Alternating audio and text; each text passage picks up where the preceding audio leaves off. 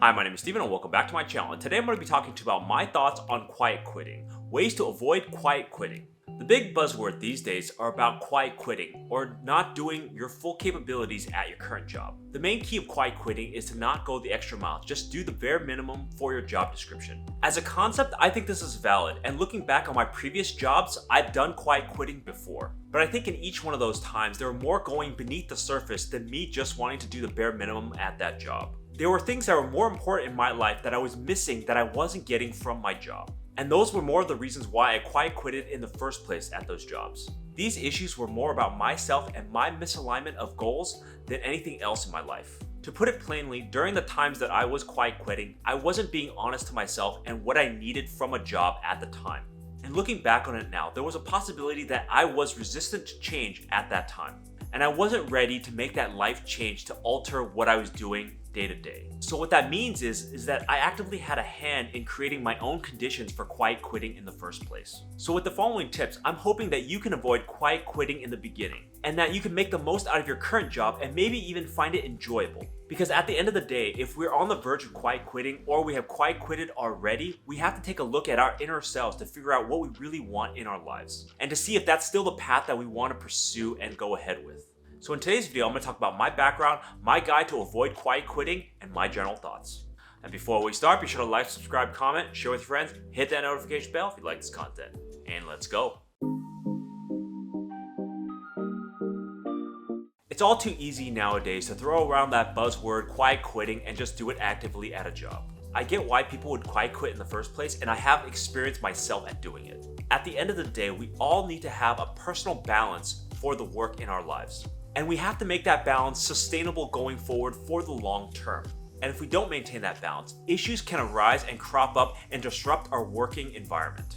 That can lead to mental health problems, stress, and anxiety that we're all looking to avoid. Quiet quitting is the reactionary force to having too much stress and anxiety at our workplace. And over the long term, it can have a really detrimental effect to our bodies and minds. But I do believe that if you're quiet quitting and you have the means to find a better employment, do so for the sake of yourself. I don't really think that it is in the interest of people quiet quitting in the first place without looking at other opportunities first. At the end of the day, when you quiet quit, you mentally give up on the job that you're doing. Even if you're putting the minimum amount of hours, it's better to find a job that you truly like in the first place. It took me a really long time to come to the conclusion that quiet quitting just isn't worth it and that finding something else was better for me. The common theme of all the times that I quiet quitted was that the work was past its prime for me, and that the only reason I was there was for the paycheck and possibly the people I was surrounded with. But at the end of the day, my work and enthusiasm for that work suffered as a result. And even though you might have reasons to stay at your current job because of your friends, because of your paycheck, or something else, it's always better to look for something that fulfills you.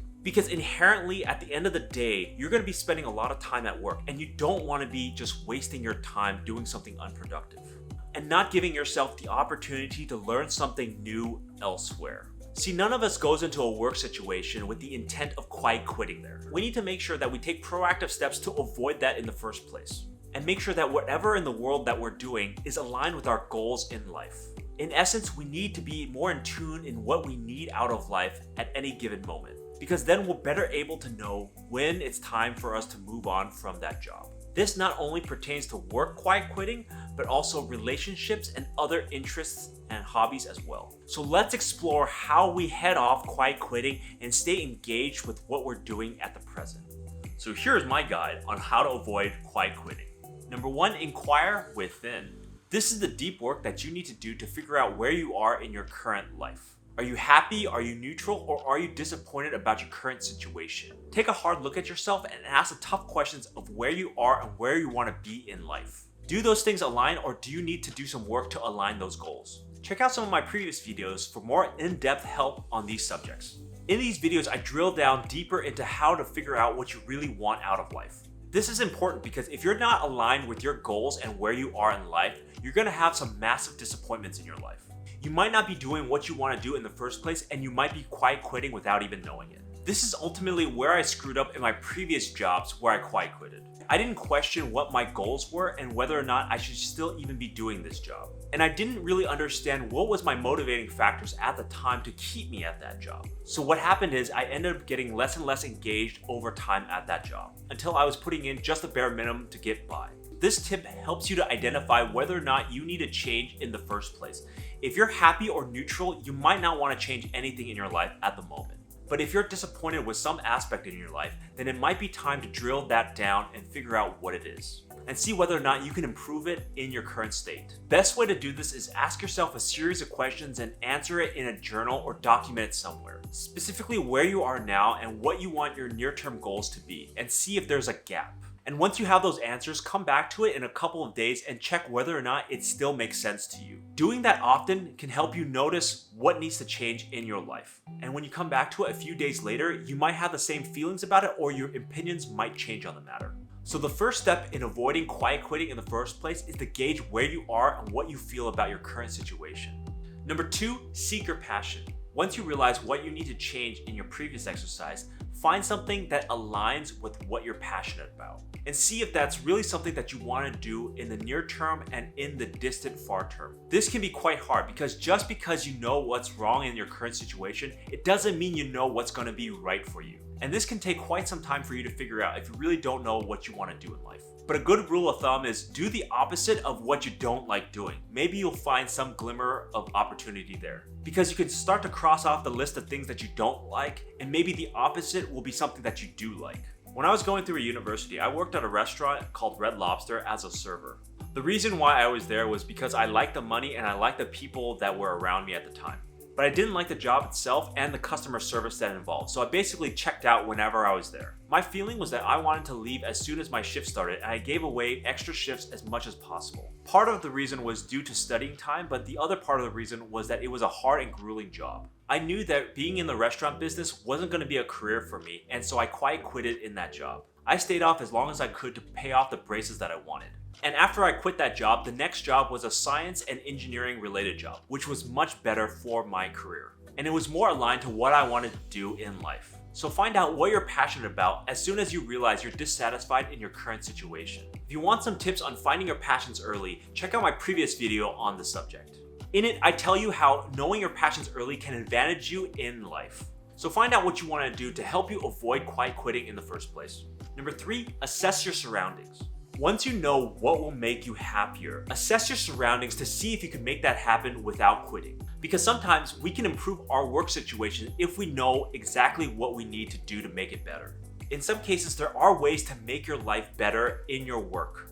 And you can adjust some things to make it better for you overall so you don't have to quiet quit. This can mean switching jobs internally, asking your boss for promotions, or figuring out what you need to make your job more efficient, so that you're not doing the day-to-day grind that burns you out and forces you to quiet quit. I understand that not every job has the ability to improve your working conditions, but at least try.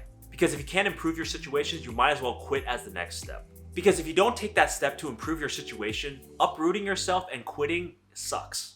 You might as well stick around and see whether or not you can improve the engagement at your job. For my first engineering job, I really didn't have the perfect role that I wanted. It didn't align with what I wanted to do in life, but I knew it was an important first step for me. I performed to the best of my abilities because I was new and wanted to have a good work ethic going forward. And I eventually worked there enough that I found a new department that I really was motivated to work for. And I switched about a year and a half into my role. I didn't want to quit outright, but I was biding my time until I was able to find and search for and ask for a better opportunity. It didn't necessarily offer me more money, but it offered me better engagement with what I was doing at the time. So before you quiet quit, assess your surroundings to see if you can improve your situation. This also helps you to train your mind to be more proactive about your situation, looking for better opportunity rather than just being reactive. Number 4, commit to change. If you looked around and found that nothing can improve your current situation, it's time for you to commit to that change and move on. This means as soon as you know that you're no longer engaged at your work, find a better place to be at. Start taking small steps in your life to make that change happen. Circumstances might be different for everybody, but at least start in the planning stages of what you want to do next. I think planning is very important because it's helping you to commit to that change that you're going to make. And it's making your situation better because you're taking proactive steps to do that. Because if you say that you needed to change, but then you're gonna wait 6 months for things to possibly improve, you're not committing to that action. You are just delaying the inevitable and you're on your way to quiet quitting. Once you know that you need to leave, it's very hard to be mentally engaged in that work. I think if I was being honest, I gave it my all at my last job until the pandemic started. Prior to the pandemic, I was committed to the cause of my company and worked really hard at it. But during the pandemic, a reduction of my roles and opportunities forced me to really reconsider my career at that point. It impacted my drive and motivation because I wasn't getting the sustained amount of work I needed. And over time, as the pandemic dragged on, I realized I didn't have the drive or the it factor anymore. I decided that I needed to change, but then I was gonna wait out the pandemic while doing so. Partly because I had it easy at work, but also due to the pandemic. I'd grown accustomed to the routine, even if it wasn't good for me in hindsight. Looking back on it now, I really should have pushed harder on myself to transition to a new role faster. Although it's maybe very hard to do, once you know you need to change, commit to it and make plans to make that happen. Because at the end of the day, it helps you to engage your mind and avoid slipping into quiet quitting, and moves you proactively to what you really want to do in life. And number 5, leave on a high note. So firstly, always leave a job, regardless of your circumstances, in the best possible way so that you'll be able to come back if needed.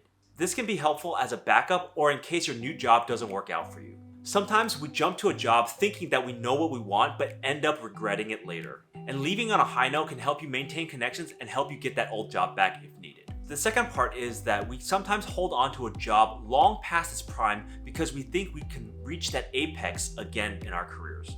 We want to hit the highlights that our current job brought us years back. But waiting years to hit that peak again might not be such a prudent decision. Sometimes the best time to look for new jobs is right after a career highlight. Because the longer you go without hitting that successive success, you might be demotivated in the process. Especially if the circumstances for those successes were very unique to that situation and might not be repeatable in the future.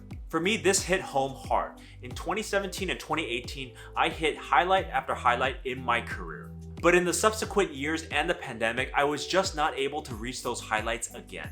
It took me so long to realize I was chasing a ghost and that what I wanted was never gonna come back again, at least not anytime soon. And I was gonna spend more and more of my years chasing a dream. Now, with more experience, I'm able to distinguish whether or not those highlights and successes were and can be sustainable. So ultimately, this is designed to help you to avoid career stagnation, especially if you had career highlights in the past. So wherever you are in work or career-wise, leave on a high note if possible. Because ultimately, you don't ever want to be demotivated by the lack of successes at your current position, or if the company no longer aligns with your goals to get you to that next success.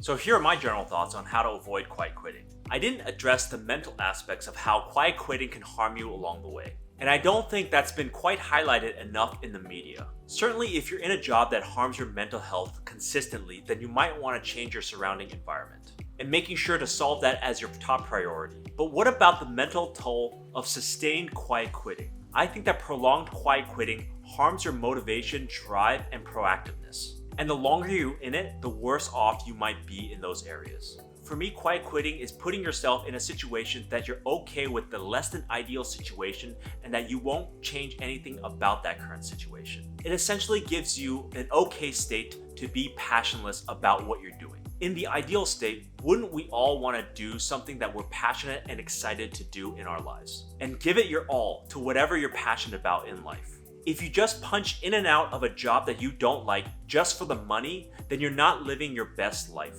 And that can erode other parts of your life as well. Because passion is contagious and can bleed into other parts of your life.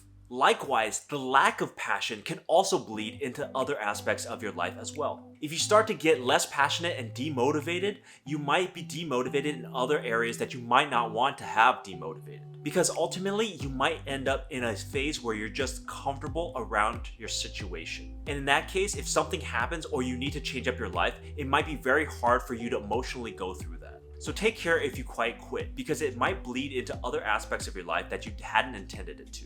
So those are my tips on avoiding quiet quitting and making the best out of your current job. So the latest craze in the media is quiet quitting, where everybody is just doing the bare minimum. At a surface level, it is an interesting topic to talk about. But like everything, there are deeper questions about why a person quiet quits in the first place that isn't discussed. I think that quiet quitting was just called lack of passion at your job in the past. And I think the real question that we're all avoiding to answer is why people quiet quit in the first place and what can be done to avoid that. Because for those who have the means to find another job, why quiet quit in the first place? Don't you want a job that you're passionate about? So for those who are avoiding to quiet quit in the first place, here are some key tips to keep in mind. Those are to inquire within, seek your passions, and commit to change. With that, you can avoid some of the negative long-term effects of quiet quitting. So thank you for watching. Please leave a comment down below on what are your thoughts on quiet quitting and what's your experience with it.